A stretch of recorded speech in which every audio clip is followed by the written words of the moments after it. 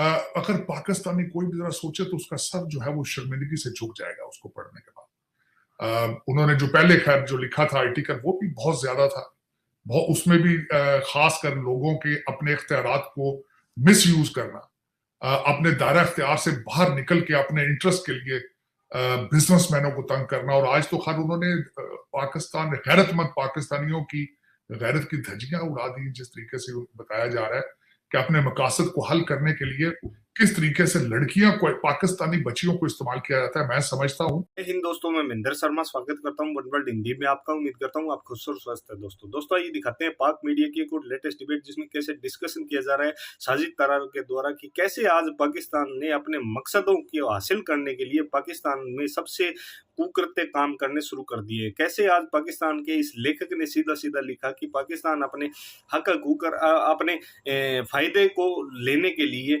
कैसे पाकिस्तान में बेटियों को लोगों के आगे परोसना शुरू कर दिया है, जिससे कि बहुत ही घिनौना काम पाकिस्तान ने ये किया है। तो कहीं ना कहीं आज कैसे पाकिस्तान आईएमएफ के आगे गिड़गिड़ा रहा है, क्योंकि दूसरी तरफ अगर देखा जाए तो आईएमएफ भी समझ चुका है कि पाकिस्तान को अगर लोन दिया तो ये सिर्फ और सिर्फ वहां के हुक्मरान अपनी अय्याशी में उड़ाएंगे, जबकि दूसरी तरफ अगर श्रीलंका के साथ कंपैरिजन किया जाए तो उनको पैसे सही में चाहिए थे, तो उनको समय से उनको पैसे देना भी कहीं ना कहीं श्रीलंका को पाकिस्तान के मुंह पे तमाचा है आईएमएफ का। तो दोस्तों देखिए डिबेट और कमेंट में अपनी प्रतिक्रिया जरूर दें। लास्ट में आपसे रिक्वेस्ट करूंगा, चैनल पर नए हैं तो चैनल को सबसे पहले सब्सक्राइब करें, लाइक शेयर कमेंट जरूर करें। दोस्तों जय हिंद, वंदे मातरम, भारत माता की जय। दोस्तों मेरा my hat off for them, उनके लिए खासकर कि वो इस वक्त में इस टाइम पर जिस तरीके से वो अपने आप बीतियां, he is a very qualified and very senior journalist, और सहाफत के लिए और आजादी सहाफत के लिए मैं समझता हूँ उनकी बड़ी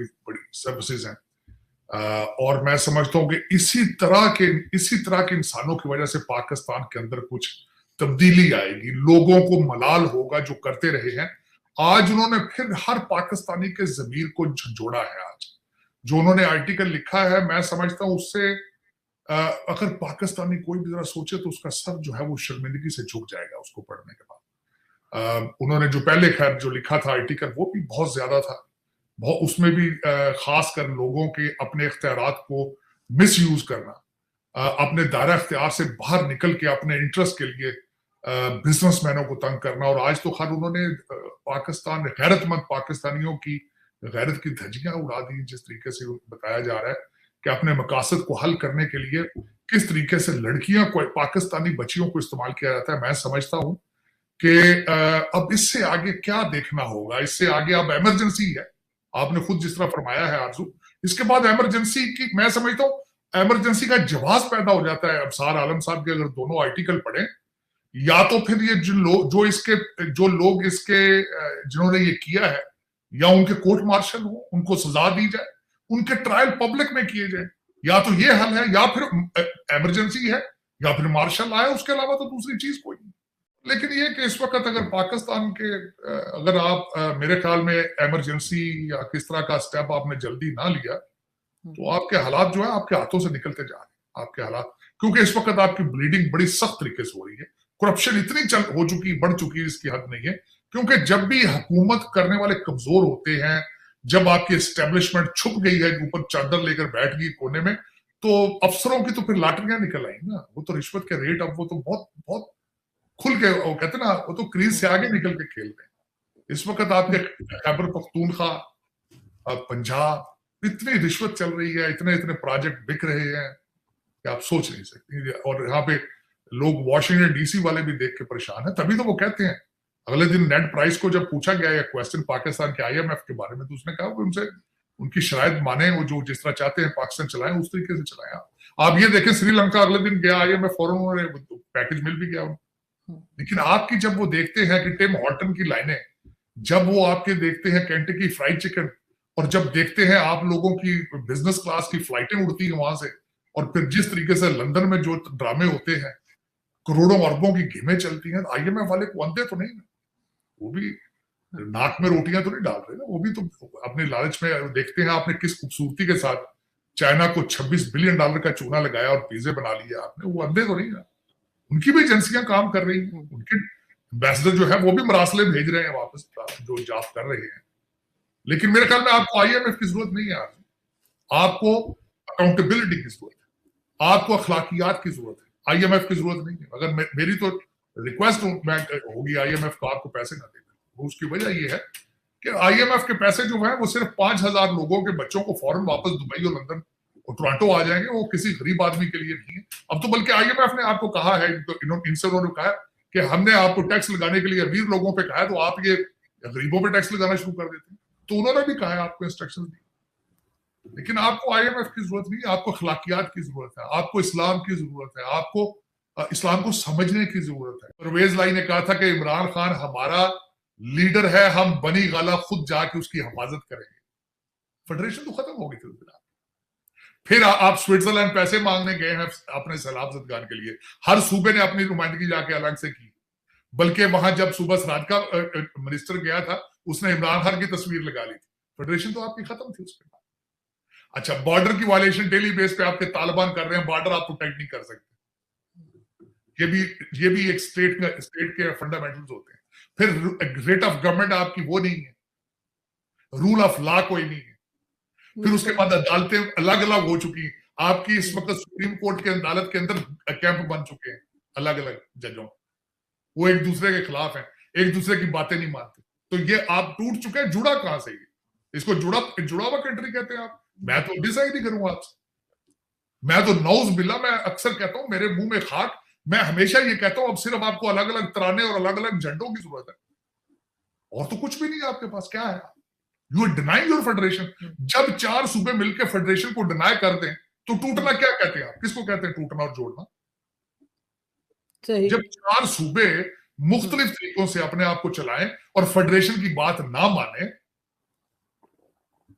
25 मई को खान साहब जब सूबा सरहद से इस्लामाबाद की तरफ आए थे तो सूबा सरहद की पुलिस लोडेड होकर आई थी असले के साथ इस्लामाबाद पे अटैक करने के लिए। तो ये फेडरेशन है, ये कंट्री है। टूटा हुआ नहीं है तो और जुड़ा हुआ कहां से?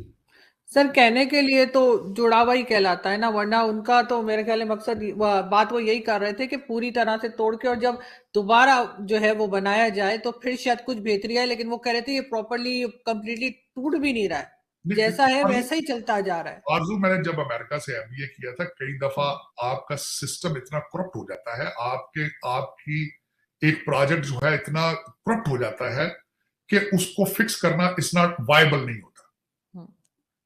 इस वक्त पाकिस्तान का आपका सिस्टम, इसको जोड़ना, इसको कोशिश ही नहीं करनी चाहिए, इसको एक दफा गिरना चाहिए, खत्म बिल्कुल टोटल। ये 5,000 लोग हैं, ये मायूस होकर लंदन अपने बच्चों के पास चले जाएं और उसके बाद कोई पाकिस्तानी लोग इसको बचाने की कोशिश करें जिनकी माएं बहनें बीवी बच्चे पाकिस्तान के अंदर है। मुझे बहुत ज्यादा उम्मीद थी अपने नई आर्मी चीफ, आज भी उम्मीद है, लेकिन अभी तक उन्होंने कोई सख्त फैसला नहीं किया। इस पे मैं थोड़ा सा मेरे लिए क्वेश्चन मार्क कि मिडिल क्लास से आए हैं, वालिद इनके प्राइमरी स्कूल के हेडमास्टर थे, हाफिज़े कुरान है, क्लीन रैकेट है उनका, कोई उन पे एलिगेशन नहीं है अभी तक। सिर्फ ये कि थोड़ा सा सख्त फैसला उनको खुद करना। सर एक न्यूज और चल रही है, आपने आर्मी चीफ का नाम लिया, उससे मुझे याद आया कि ये सुनने में आ रहा है, कहाँ तक सही है मालूम नहीं, लेकिन ये कि कई लोग कह रहे हैं कि आर्मी चीफ ने जो है वो जरदारी साहब से बात की थी और उन्हें कहा कि जी पाकिस्तान की हालत है तो आप कुछ अपना पैसा जो है वो पाकिस्तान में ले आइए। उन्होंने कहा कि ठीक है आप ऐसा करें, आप नवाज शरीफ साहब से बात करें, अगर मतलब वो फॉर एग्जांपल अगर वो 5 बिलियन लाते हैं मैं 10 ले आऊंगा, ठीक है। इस तरह से वो बात सुन के उनकी गए नवाज शरीफ साहब के पास, नवाज शरीफ साहब से कहा तो उन्होंने कहा अच्छा ठीक है, लेकिन पहले वो जो आपके जनरल्स खा गए ना पैसे, जो आपके फौज के लोग, उनसे कहे ले आए। तो उन्होंने सोचा कि बस फिर तो कहानी वहीं खत्म हो गई, वो आ गए वापस। तो ये हाल है। मैं तो कैसे करेंगे वो? आपने मुझे कहा I will definitely look into it. I will do some research and try to verify it if it's exactly, क्योंकि मुझे भी कुछ लोगों ने बताया और कल जो है वो लगता नहीं है, लगता ऐसे नहीं है। लेकिन मैं आरजू मैंने आपके शायद प्रोग्राम में ही कहा था कि हमारे आर्मी चीफ साहब जब सऊदी अरेबिया गए थे तो मैंने कहा था कि वहां उम्रे के बाद अगर मोहम्मद बिन सलमान से ये पूछ लें कि वो 10 लोगों को किस तरह लेके गया था होटल के अंदर, फिर वहां से सारे पैसे उसने लिए थे उनसे, मैंने ये फार्मूला पूछा था। और पाकिस्तान में वही 10 लोगों को अगर सरीना ला के कहते कि भाई अपने हलाल के कमाए में रख लो, जो पाकिस्तान के हराम के लूटे में वो दे दो, तो पॉसिबल था। मोहम्मद बिन सलमान ने भी किया है, ऐसी कोई बात नहीं है, कोई पहले बंदे नहीं होंगे ये हमारे आर्मी चीफ इन लोगों से पैसे लेने वाले। और उसके बाद में दूसरी बड़ी बात है, हमारे जमात इस्लामी के सिराजुल हक साहब जो है लिस्ट एक अपने हाथ में लेके फिर रहे हैं 10 लोगों की, तो उनको भी बुलाया जाए, उनसे भी पूछा जाए, उस वक्त ख्वाजा आसफ साहब से बुलाया जाए कि भाई वो कौन से ब्यूरोक्रेट हैं जिनको 1 अरब रुपए 1 अरब 20 करोड़ की इस्लामिया उनकी बच्ची को मिल रही है, उनको भी बुलाया जाए। तो पैसे तो बहुत है आपके पास, तभी तो मैं कह रहा हूं कि आपको IMF की जरूरत नहीं है।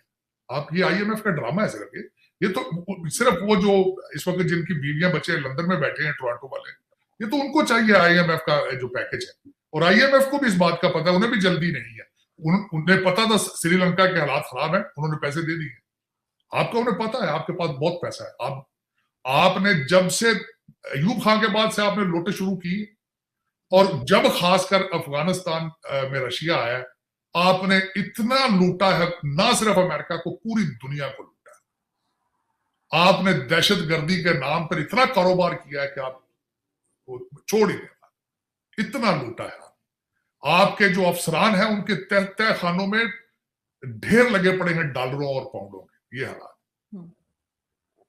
यहाँ पे आरजू, मैंने शायद आपके सेगमेंट में बताया था, मेरी बच्ची जॉर्ज वाशिंगटन में पढ़ती थी यहाँ पे, तो आपके इसी जो लूटने वालों की बच्चियां, जो बच्चे यहाँ पढ़ते थे, वो अक्सर कहती थी डैडी कि यहाँ पे लॉन्ग वीकेंड आता है, 2 एक्स्ट्रा छुट्टियां आ जाए तो वो बिजनेस क्लास फर्स्ट क्लास का टिकट लेके पाकिस्तान चले जाते।